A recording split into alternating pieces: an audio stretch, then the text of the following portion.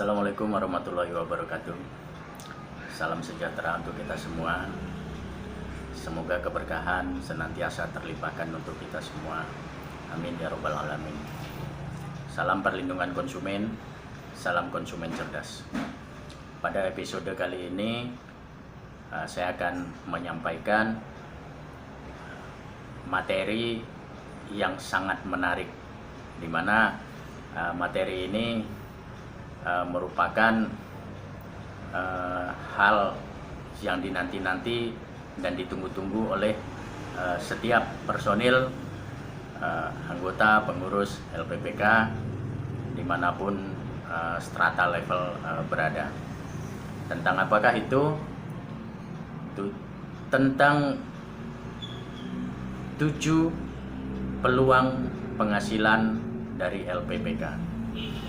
Jadi di LPPK itu tidak menganut istilah gaji, karena kita bukan karyawan, bukan pegawai.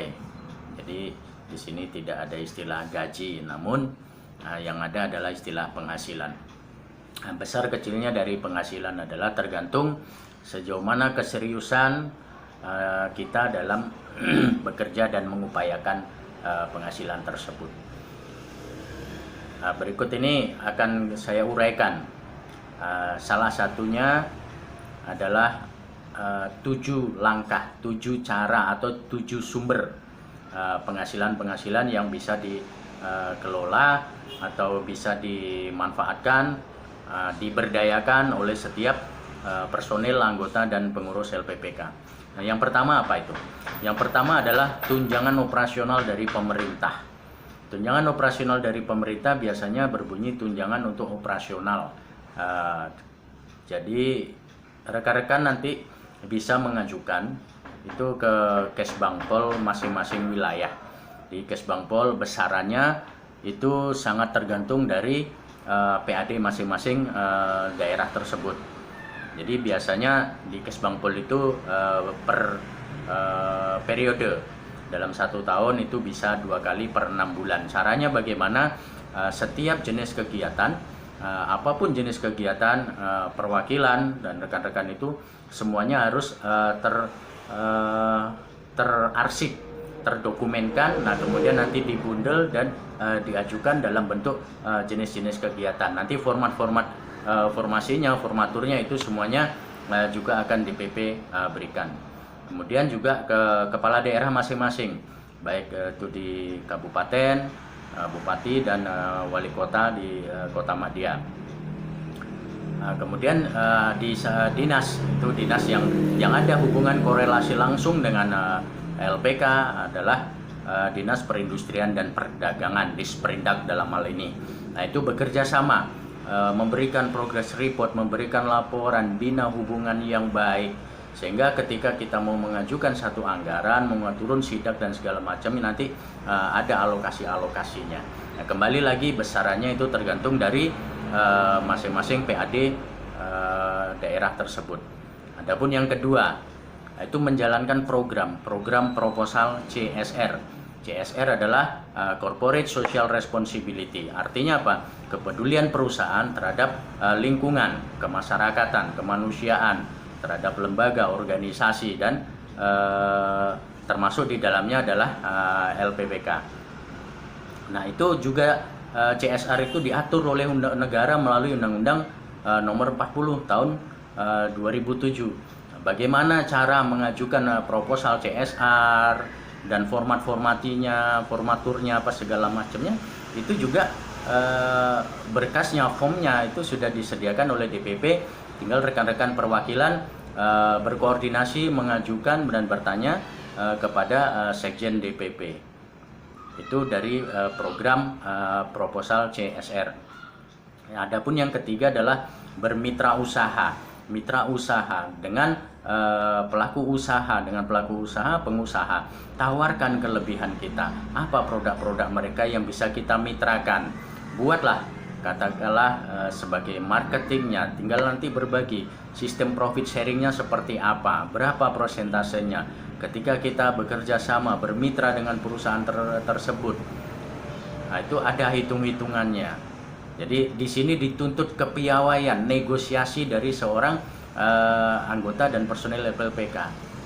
Adapun yang keempat, tawarkan juga kepada perusahaan sebagai legal corporate-nya atau konsultan hukumnya. Jadi sebuah perusahaan, baik itu swasta maupun perusahaan-perusahaan pribadi, ataupun nanti bisa juga masuk ke ranah kepada desa, kepala desa, kelurahan. Nah, tawarkan bahwasanya lembaga juga mempunyai jasa sebagai konsultan hukum, legal corporate-nya. Itu ada deal dan kontrak-kontrak tertentu, nanti apakah sistem mekanismenya mau seperti apa. Ya sama, itu kembali lagi juga format-formatnya juga sudah ada sama DPP. Tinggal rekan-rekan meminta kepada sekjen, oh kami mengajukan legal corporate, kami mengajukan sebagai konsultan kuasa hukumnya dari sebuah perusahaan tertentu. Bagaimana apanya, koordinasi saja dengan DPP melalui sekjen DPP. Adapun yang kelima adalah di divisi Satgaskam, Satuan Tugas dan Pengamanan. Jadi Satgaskam juga mempunyai pelatihan, bisa mengadakan program pelatihan pendidikan dan pelatihan dasar untuk jasa pengamanan.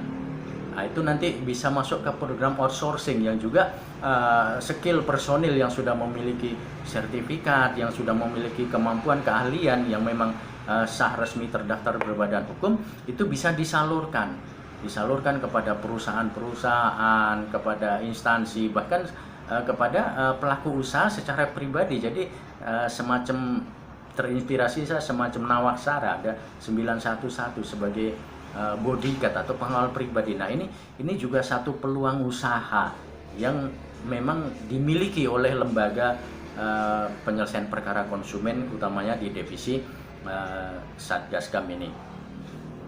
Adapun yang keenam adalah penanganan perkara dari setiap perkara yang masuk, karena di sekretariat kita adalah posko pengaduan masyarakat. Jadi di situ rekan-rekan nanti akan menerima satu aduan-aduan dari masyarakat, bagaimana cara penanganannya. Nah, ini di sini ada jasa profesi yang profesional yang memang dimiliki oleh tim advokat, tim lawyer, tim hukumnya LPPK.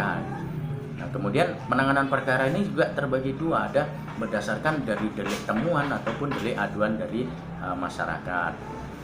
Baik, itu adalah yang keenam. Yang ketujuh, ini poin paling penting dan target pencapaian yang memang harus dicapai oleh setiap perwakilan LPPK. Apakah poin itu? Sertifikasi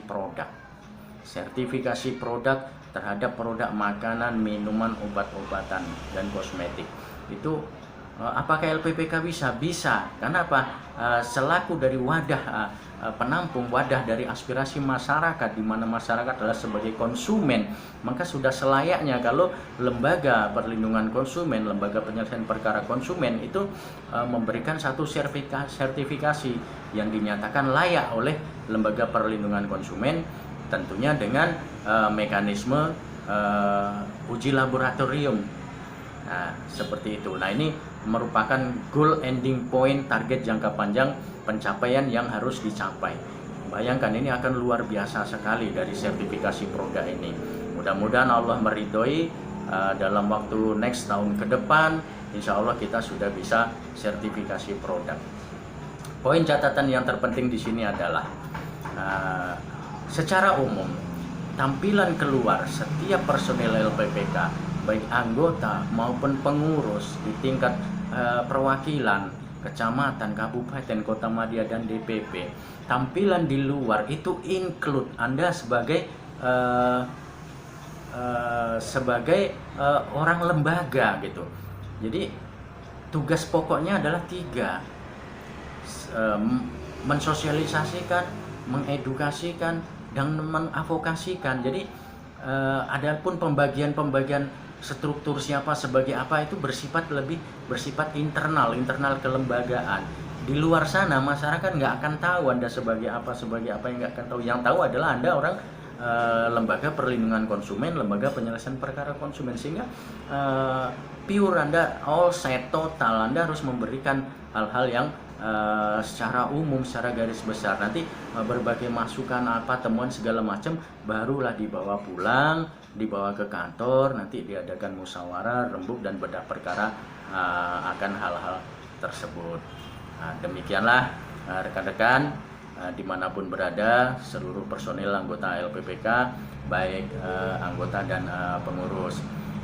Mudah-mudahan dengan video durasi singkat tentang bagaimana mekanisme mencari sumber-sumber penghasilan dari lembaga dapat memotivasi dan menjadikan satu spirit semangat agar tetap terus berkarya. Billahi taufiq wal hidayah. Wassalamualaikum warahmatullahi wabarakatuh. Salam perlindungan konsumen, salam konsumen cerdas.